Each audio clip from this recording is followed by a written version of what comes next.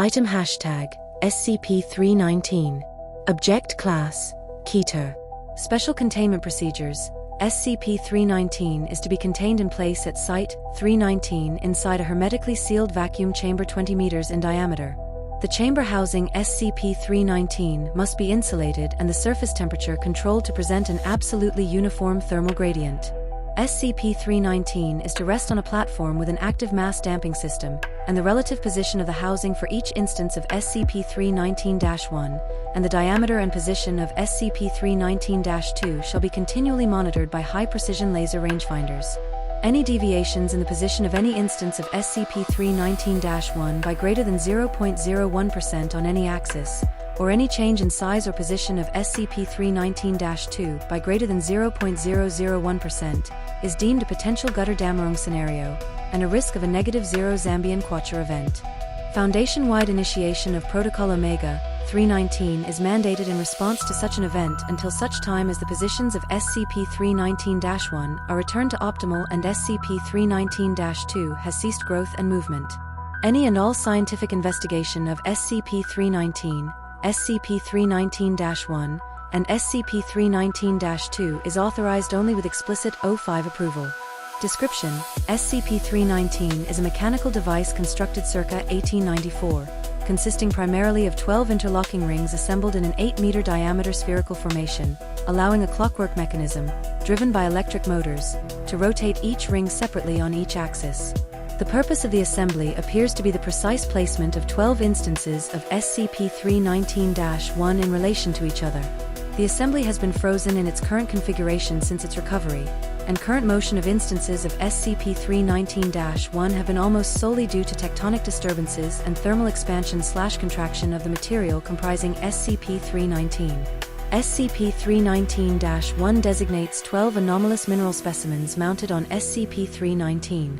Each instance of SCP-319-1 is nearly fully enclosed in a housing made of brass, copper and glass, with a 12 mm opening pointed at the center of SCP-319-2.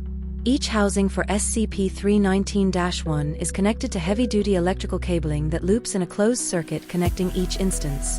Measurements indicate a constant 50 amperes of current in this circuit, despite no connection to an outside power source.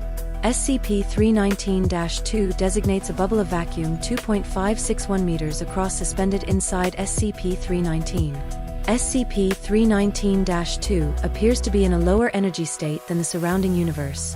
Because of the alteration of physical constants within this bubble, any matter and energy entering this bubble is annihilated, as their quantum structures are incompatible.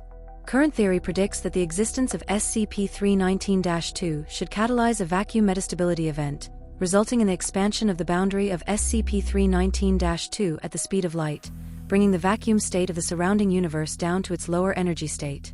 The expansion of SCP-319-2 appears to be held in check by the precise positioning of SCP-319-1 around it. This is supported by the fact that any recorded movement of SCP-319-1 allows SCP-319-2 to grow by varying amounts.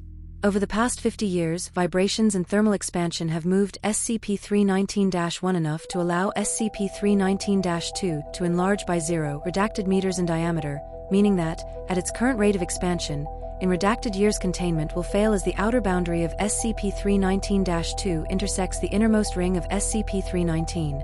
Addendum: selected excerpts from the Journal of Sir Bandon Lawhead Smythe, recovered with SCP-319. August 12, 1893. I found myself pleasantly surprised today when word arrived of a shipment from England. It appears my rival was as good as his word, living up to the terms of our wager. It seems that day, 6 months ago in the Explorers Club, Lord Redacted was not boasting of his accomplishments. Now, if I am not to be made a liar, I shall have to make good upon my own claims. August 15, 1893. The specimens are exquisite, if one could rightly describe such unnerving carvings so. Tend to match the two I had already acquired. If Lord Redacted experienced half the travails acquiring these as I had my own, I owe the man an apology, even if it must be deferred until after I complete my own expedition. September 8, 1893. Success. Long study of these odious cults has borne sweet fruit indeed. As I suspected, these stones are much more than primitive fetish objects for the worship of savages. The stories of their starborn origins, and the exotic nature of the material, told me that they were much more than that. Something in me finds it almost blasphemous that some ancient hands saw fit to defile such unique material by shaping it into such unclean geometries. November 12, 1893, the solution was within my grasp all along. The stones, when lit, show a negative potential, and when shaded, positive. A simple copper enclosure, tipped on one end with a mercury tube, can induce a current in the stone, more than enough to power itself and the surrounding mechanism. January 10, 1894. The workers have all left the cavern. The machine is complete.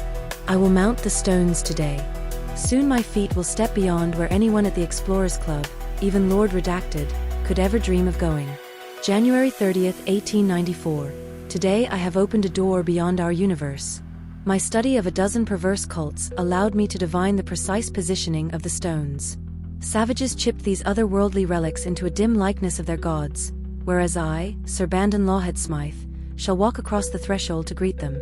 Once I have completed writing this entry, I shall don my protective suit, pass through the locks into the airless interior of the vault where the black door awaits me. When I next write in this journal, I shall have traveled farther than any other man on the face of this earth, including the good Lord Redacted. Last entry. Journal ends.